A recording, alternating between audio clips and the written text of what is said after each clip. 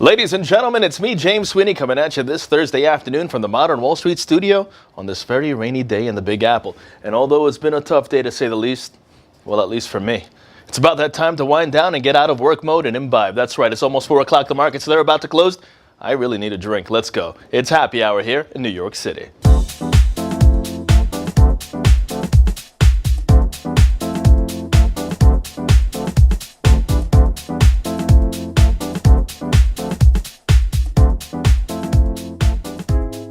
U.S. stocks lower this Thursday afternoon, pressured by sharp declines in oil prices and also labor market data. But first, let's talk about that data, right?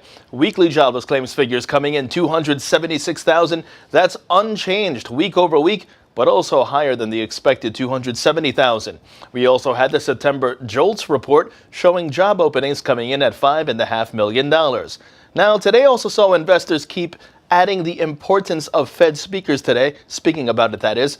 The session was littered with several Fed speakers, including Fed Chair Janet Yellen, who delivered welcoming remarks at a conference in Washington, D.C., but with investors continuing to look for clues about the central bank's timing on hiking interest rates, and with, well, no clues, the speakers had very little impact on the markets, and that's the truth. But having quite the impact today was oil, as crude oil futures fell to a low of $41.63 a barrel. That's the lowest intraday level since August 27th. The commodity losing nearly 10% this November alone, and on pace for its worst monthly performance since July. Crude oil futures settling down $1.18 or 2.75% at $41.75 a barrel today.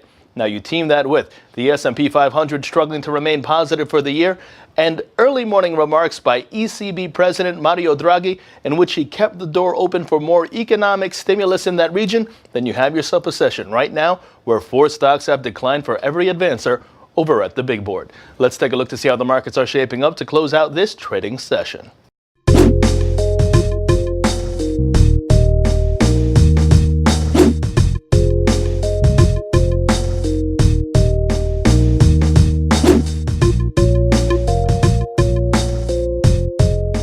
And in corporate news, Liberty Media saying it will recapitalize its common stock into 3 separate tracking stocks known as Liberty Braves, Liberty Media, and Liberty Sirius. And for more corporate reports, check out our earlier ModernWallStreet.com Market Movers report with our very own Love the Smeets.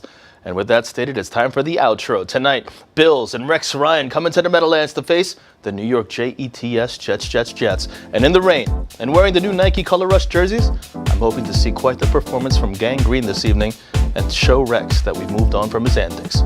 Let's go Jets. For ModernWallStreet.com saying I'll see you guys all tomorrow, and it's almost the weekend, I'm James Sweeney.